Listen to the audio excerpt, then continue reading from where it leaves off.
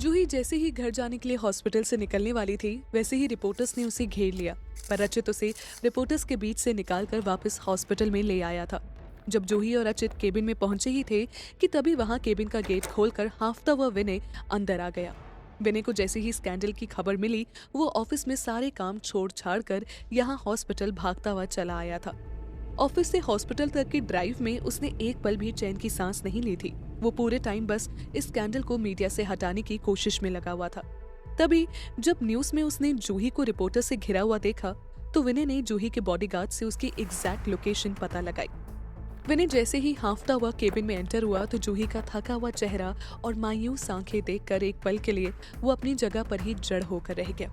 थोड़ी देर बाद वो सर झुकाए जूही के पास आया और बोला, I am sorry Mrs Singhania, I got late.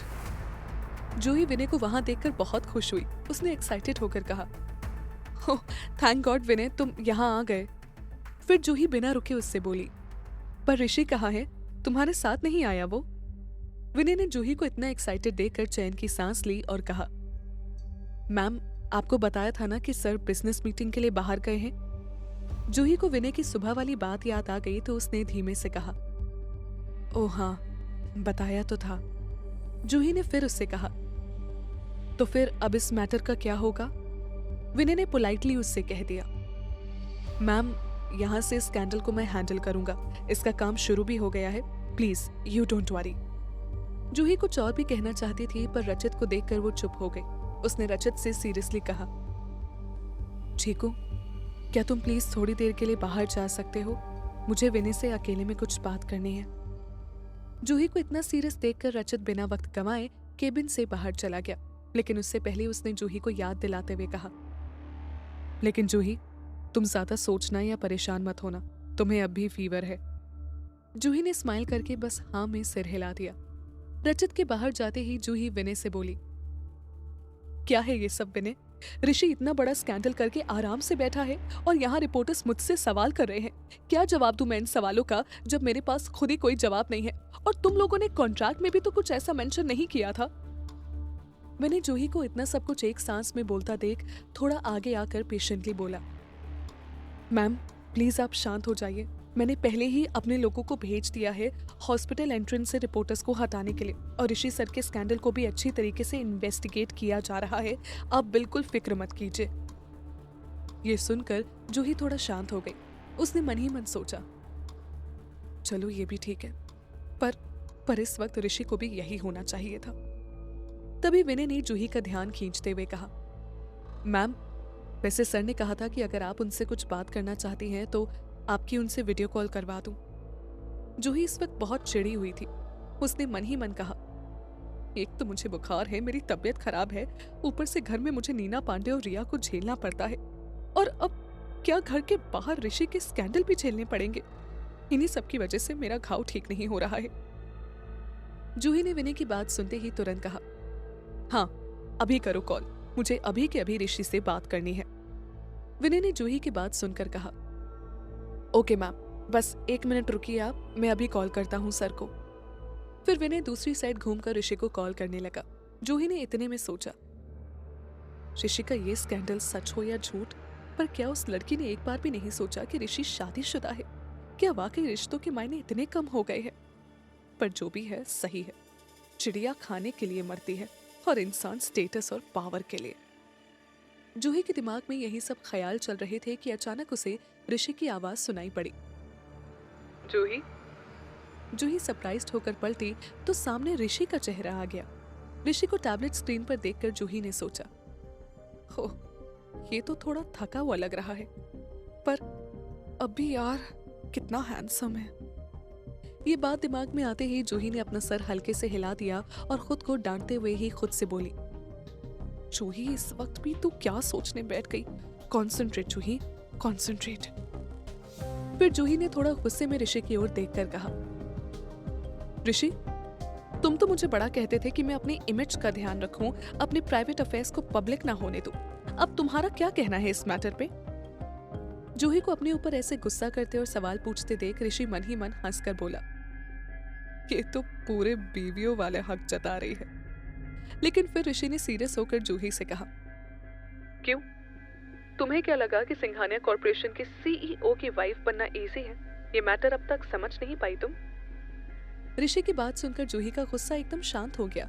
उसने मन ही मन कहा मैं ऋषि को सुनाने वाली थी, इसने तो मुझे ही उल्टा सुना दिया।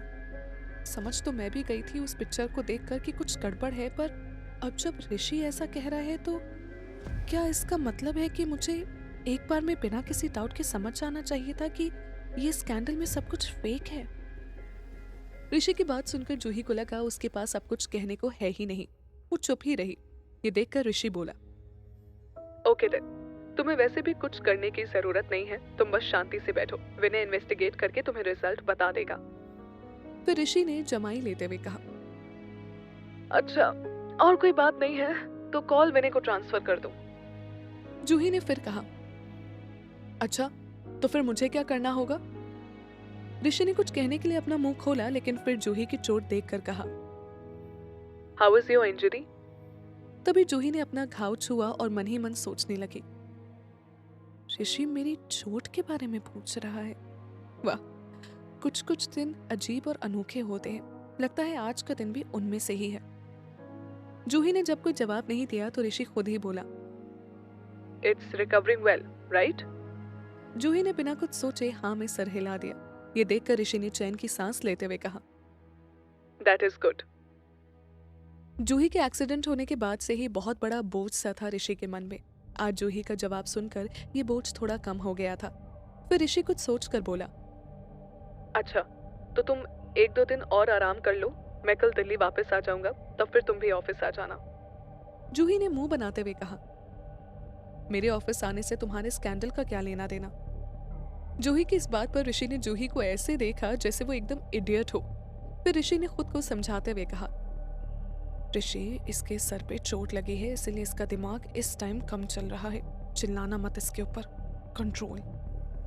ऋषि ने फिर जूही से कहा, जूही, मीडिया ने अभी हमको घेर रखा है, अगर तुम ऑफिस आओगी मुझसे मिलने तो उनको लगेगा कि हमारे रिश्ते में कोई प्रॉब्लम नहीं है, हम लिविंग लविंग हैप्पी कपल है, ओके? समझ गई ना? जूही ने फिर इस बात पर धीमे से हाँ में सिर हिला दिया, और इससे पहले जूही ऋषि से और कुछ कह पाती ऋषि ने कहा, अच्छा विनय, तुम्हें घर वापस छोड़ देगा, ओके? अब मेरा टाइम हो गया है आराम करने का, सो बाय। जूही की बात अभी पूरी नहीं हुई थी तो वो जल्दी से बोली, अरे रुको, सुनो। लेकिन ऋषि ने तब तक कॉल कट कर दी थी। कॉल काटने के बाद ऋषि ने चैन की सांस लेते हुए कहा, Oh God, give me some patience।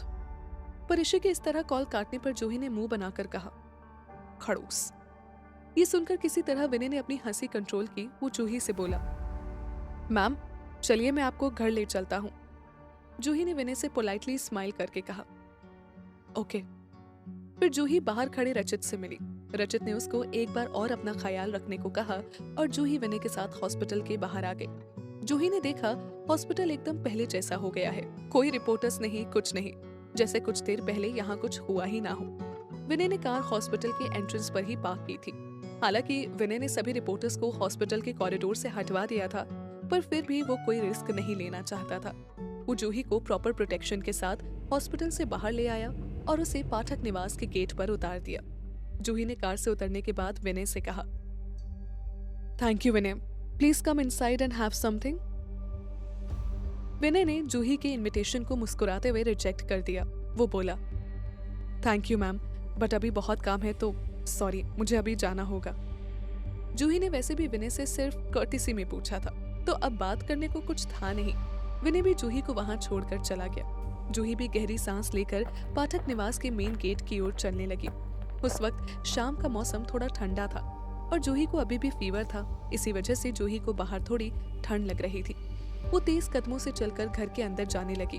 अंदर जाते ही एंट्रेंस में जल रही लाइट से जूही को थोड़ा वार्म महसूस हुआ, पर जूही ने उन्हें देखकर सोचा, कितनी खूबसूरत और वार्म है ये लाइट्स, पर न जाने कब से इस वार्मथ ने मुझे पराया कर दिया है। जूही ने फिर खुद को समझाते हुए कहा, जूही, बेकार की बातों में अपना वक्त मत साया कर। जो होना था वो हो चुका है, भूल जाओ उसे, हिम्मत रख, सब अच्छा ही होगा आगे। खुद से ये कहकर जूही अंदर हॉल में आई, पर वहां बैठे 2 लोगों को देखकर जूही शॉक्ड हो गई। जूही को अपनी आंखों पर विश्वास नहीं हुआ। मैं कुछ गलत तो नहीं देख रही? सच में मॉडल आकांक्षा सक्सेना मेरे घर के हॉल में रिया के साथ बैठी है। वाह, हिम्मत तो देखो। आकांक्षा सक्सेना भी जूही को ही देख रही थी। उसने जूही को देखकर मन ही मन सोचा, ओह, तो ये है ऋषि सिंघानिया की सो कॉल्ड वाइफ। शक्ल तो ठीक ठाक ही है, बट फिगर मेरे कंपैरिजन में टोटल नो। यही सोचकर आकांक्षा खड़ी होकर अपना फिगर जूही के सामने शो ऑफ करने आगे आई। जूही ने भी एक बार आकांक्षा सक्सेना का फिगर देखा, फिर अपने आप को देखा और सोचा, वाह, हॉट।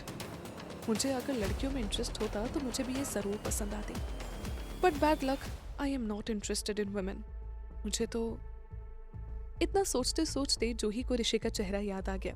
वो चेहरा याद आते ही जूही सोचकर बोली, पागल हो गई है क्या तू जूही? क्यों बार बार उसी के बारे में सोचने लगती है? जूही ने फिर कॉन्फिडेंटली उसे देखकर कहा, व्हाट्स द मैटर हियर? आकांक्षा ने भी अपना सिर ऊंचा करके प्राउडली कहा, ऑब्वियसली मैं यहाँ तुमसे ही मिलने आई हूँ। जब जूही ने आकांक्षा की बात पर कुछ रिएक्ट नहीं किया और बस उसे इमोशनलेस आंखों से देखती रही, तो आकांक्षा जूही को ऐसे देख थोड़ा घबरा गई। उसका कॉन्फिडेंस डगमगाने लगा। उसने सोचा, इस जूही को क्या मुझे देखकर कुछ फील नहीं हो रहा? कैसी वाइफ है ये मुझे ऐसी आंखें दिखाकर डरा क्यों रही है? फिर आकांक्षा ने एक बार रिया की ओर देखा और सोचा, नहीं, मैं कुछ ज्यादा ही सोच रही हूँ। रिया ने तो बताया था कि ये बड़ी बेवकूफ है। आकांक्षा ने फिर से जूही से पूछा, मैं तुमसे बस यही कहने आई थी कि तुम अब बेकार के सपने मत देखो। ऋषि मुझसे प्यार करता है, तुम्हें अब हमारे रास्ते से हट जाना चाहिए। आकांक्षा जूही के एकदम पास आकर बोली, मैं और ऋषि बहुत करीब आ चुके हैं अब, इतना कि तुम सोच भी नहीं सकती। आकांक्षा की बात सुनकर जूही सरकास्टिकली हंस दी।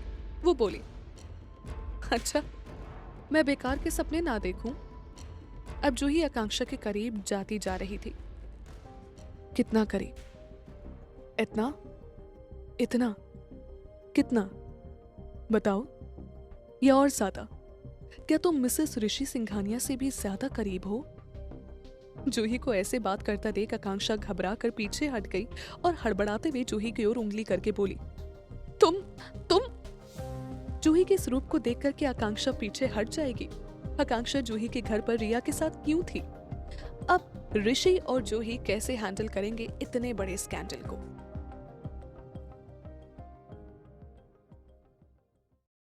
Please like, share, subscribe and comment for next part.